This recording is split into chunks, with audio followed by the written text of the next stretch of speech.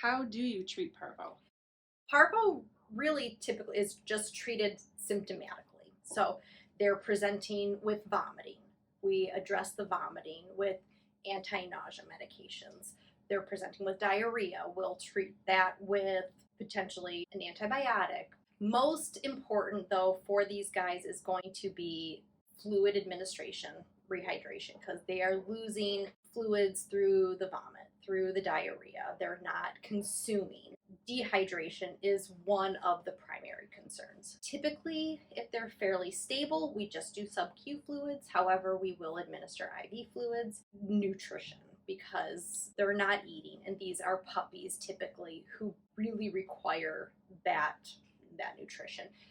They don't want to eat. They may be vomiting. However, their body still needs it. We force feed, typically just syringe feed. If necessary, we may use a feeding tube. However, force feeding is typically well received. They don't love it, but you typically can get the nutrition in them. And it is a large amount that they typically need, also based on their size. So we break it up into smaller amounts throughout the day. So it can be labor intensive. However, breaking it up into smaller volumes throughout the day is much more readily received by the puppies. We do deworm all of our parvo positive dogs just to help eliminate any concurrent or complicating intestinal parasite issues that may be going on as well. We do other supportive care. We may use vitamin B12 or other nutritional support supplements rather than just the feeding. We use supplements like Rebound or some other nutritional supplements as well. If you are enjoying this video so far, please hit the subscribe button. What should a pet owner do if they see symptoms of parvo? Following up with your vet is always the first touch point. If you have any concern, if your animal isn't eating, if they are having a clinical sign like vomiting or diarrhea, either scheduling an exam with your veterinarian or calling for recommendations is always the first recommendation to consider.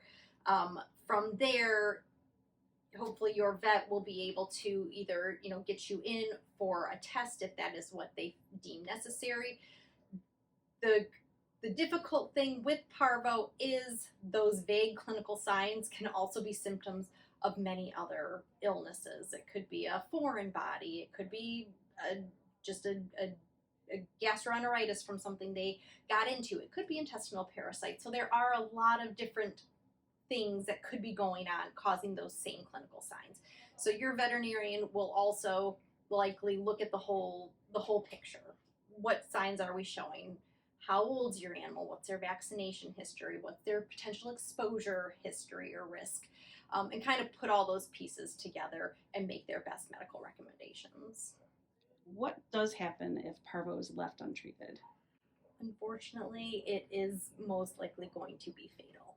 It does develop and change rapidly within their system and can cause sepsis. It can cause dehydration or malnutrition, and it can and most likely will lead to suffering and death if left untreated. Let's talk about the Elanco new parvo treatment that came out last year. We've been very excited for that, especially here at the shelter. Elanco did come out with a Canine Parvovirus Monoclonal Antibody treatment. The way this particular treatment works is it's given you by a single intravenous injection, and it basically works by binding to the virus and blocking it from entering the intestinal cells. When the virus enters the body through, to a dog, it comes in through the mouth and or the nose, and then it can affect the lymphoid tissues, and then it can move to the intestinal tissues and the bone marrow.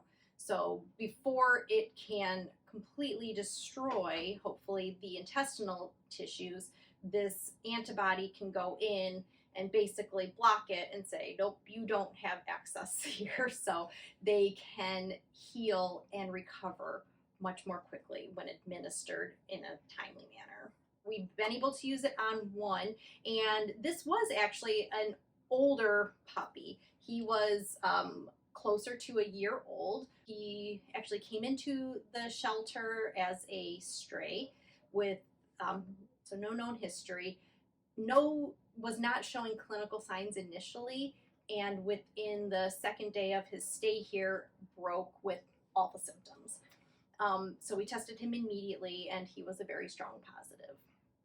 We moved him into our isolation ward and immediately began supportive care. But since we finally did have that antibody in stock, we administered that. We were very excited that by the next morning, he was asymptomatic. We had him in and out of the isolation ward within 4 days. It did take him a couple more days to really get his appetite back, but the severity of his signs was so concerning when he initially broke. That's why we made the decision to try the new treatment on him, and at least so far, we've had really great success. So that really could be a game changer. It could be. The studies from Elanco do show a 100% save rate. That is when it was either administered within 4 days of showing clinical sign of showing clinical signs, or right after testing positive.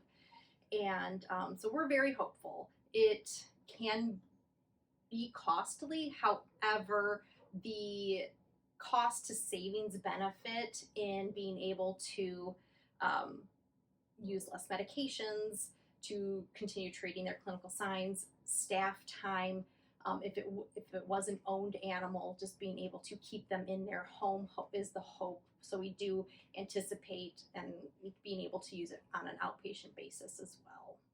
Do you have any advice for animal shelters on how they can save more lives from parvo?